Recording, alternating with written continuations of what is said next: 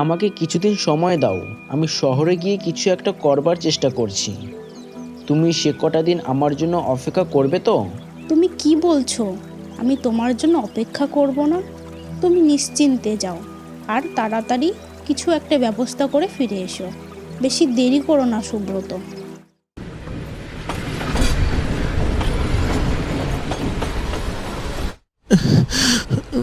এ কি আপনি এরকম করছেন কেন? কি হয়েছে আপনার? আপনার শরীর ঠিক আছে তো? আরে শুনছেন, আপনার কোনো অসুবিধা হচ্ছে?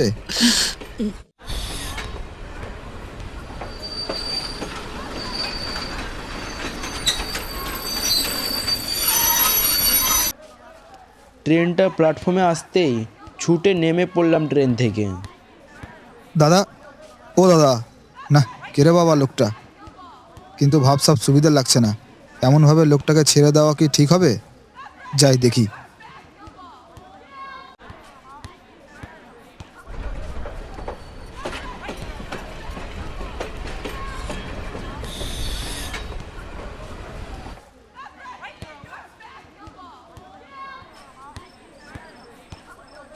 দিয়া, দিয়া, দিয়া, তুমি বাইরে বেরিয়ে এসো।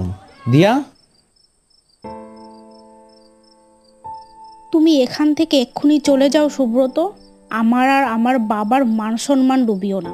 এখানে আমাদের একটা সম্মান আছে। এটা কি করলে দিয়া? এটা তুমি করতে পারলে? কাল পর্যন্ত তুমি আমাকে কিচ্ছু জানতে দাওনি। ফোনে কথা বলেছো আমার সঙ্গে, আর আজকে তোমার বিয়ে। এখান থেকে চলে যা, নয়তো পুলিশ ডাকতে বাধ্য হব। দিয়া, তুমি কিছু বলো। এমন করো না তুমি আমার সঙ্গে, দিয়া। এটা করো না। আমি জানতাম তুমি এটাই করবে, আর এই জন্যই আমি তোমাকে কিছু জানাতে চাইনি। ঠিকঠাকভাবে বিয়েটা হয়ে গেলে তুমি পরে জানলেও কোনো যায় আসতো না আমার। কি হতো তোমার ওই সামান্য কটা টাকা চাকরির মাইনেতে? আমার যার সাথে বিয়ে হচ্ছে সে একজন মস্ত বড় ব্যবসায়ী, আমাকে পুরো রাজরানী করে রাখবে। এই তুমি এখান থেকে যাও তো, না হলে আমি তোমাকে হ্যারাসমেন্টের কেসে ফাঁসিয়ে দেবো। নিজের জীবনটা নষ্ট করতে না চাইলে এখনই চলে যা, নয়তো আমি দারোয়ানকে ডেকে মারতে বাধ্য হব। দিয়া, তুমি এত বড় অন্যায় করলে। আমি এখান থেকে যাব না। আমার সাথে তোমাকে যেতেই হবে। আমি এখানেই থাকবো, আর তোমার হবু বরকে সব জানাবো। এই তোরা কে কোথায় আছিস রে? একে পিটিয়ে এখান থেকে বার করে দে।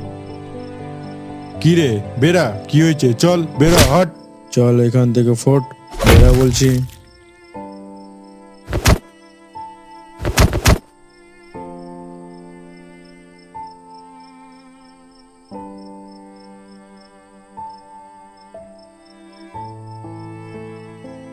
আরে ও দাদা, উঠুন উঠুন, আমি সবটাই দেখেছি। এ কি, আপনি আপনি আমার জন্য ট্রেন থেকে নেমে এসেছেন? কি দরকার ছিল বলুন তো আপনার? আরে কোনো ব্যাপার না, এমনি এখন কোনো কাজ নেই। তারপর আপনাকে দেখে কেমন একটা যেন মনে হলো, তাই এলাম আপনার পেছন পেছন। তারপরে যা দেখলাম, কি আর বলি বলুন। এই পৃথিবীতে দেখুন, আপনার মতো লোকও আছে, আবার দিয়ার মতো মেয়েরাও আছে। আচ্ছা চলুন, অনেকটা চোট লেগেছে, আপনাকে ডাক্তারখানায় নিয়ে যাই। তা তোমার বাড়ি কোথায়? তোমাকে বাড়ি পৌঁছে দিই? আমি শহরে যেতে চাই। এখানে আর আমার কিছু নেই। আমিও শহরেই যাচ্ছিলাম, ওখানে একটা ছোট মেসে থাকি আমি। আপনিও চলুন না আমার সাথে। আপনার নামটাই তো জানা হয়নি।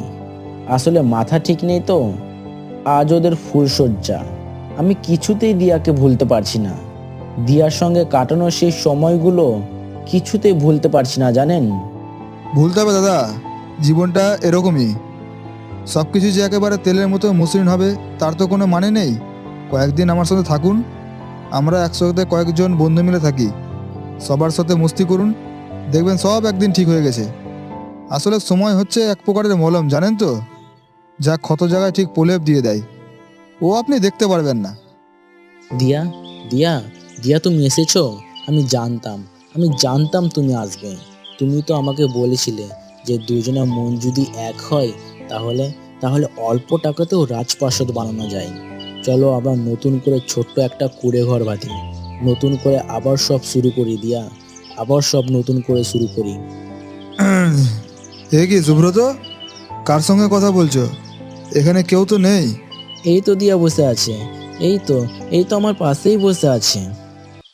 দিয়া, তুমি আমাকে চিনবে না, আমি সুব্রতর বন্ধু বলছি। তোমার কাছে আমার একটা অন্যায় আবদারই বলতে পারো। হ্যাঁ বলুন, কি ব্যাপার? দিয়া, সুব্রতর অবস্থা দিন দিন খারাপ হচ্ছে। ও কেমন একটা মেন্টাল পেশেন্ট হয়ে যাচ্ছে। দিন দিন খাচ্ছে না, ঘুমোচ্ছে না, শুধু সারাদিন বসে বসে তোমার কল্পনা করে আর তোমার সাথে কথা বলে। রাবিস, আমার এত শোনার সময় নেই। ফার্দার আর আমাকে ডিস্টার্ব করবেন না, রাখুন ফোন।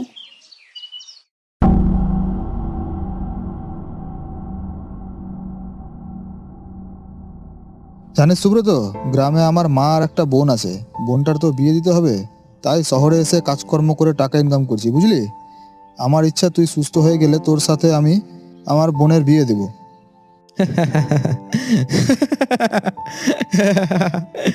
বিয়ে? আমার বিয়ে? আপনার বন্ধু এখন ভালোই সুস্থ, ওকে নিয়ে আর আশা করি কোনো সমস্যা নেই। তবুও আপনি 1 মাস বাদে একবার চেক আপ করিয়ে নিয়ে যাবেন। আর আমি কিছু ওষুধ লিখে দিচ্ছি, এগুলো কন্টিনিউ খাওয়াবেন। কিরে, যাবি তো আমাদের গ্রামে? আমার বোনটাকে দেখতে হবে কিন্তু। বিয়ে করবি তো আমার বোনকে? আরে কেন বুঝছিস না? বোনটাকে বিয়ে দিতে না পারলে আমারও তো একটা হিল্লে হচ্ছে না। আমার বিয়ে দেওয়ার ইচ্ছে না নিজের বিয়ে করবার ইচ্ছে? আচ্ছা, তুই দিয়াকে ফোন কেন করেছিলি? ওই প্রসঙ্গ বাদ দে এখন। সে যখন করেছিলাম তো করেছিলাম। না সুজয়, তুই এটা একদম ঠিক করিসনি। আমি চাই না যে ওর বিবাহিত জীবনে আমার জন্য কোনো রকম সমস্যা আসুক। তুই এটা মোটেও ঠিক করিসনি। আর কখনো তুই দিয়াকে ফোন করে আমার ব্যাপারে কোনো কথা বলবি না, সে আমার যাই হোক না কেন। কতদিন পরে এমন ভালো করে খাবার খেলাম তুই জানিস না। হাসপাতালে তো শুধু ঝোল আর ভাত দিত, একটুও ভালো লাগতো না।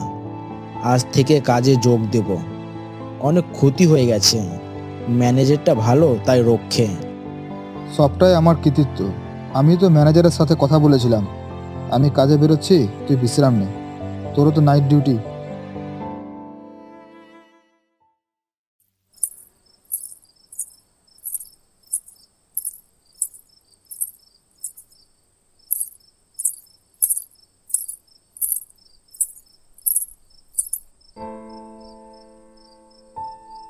দিয়া, তুমি তুমি এসেছো দিয়া?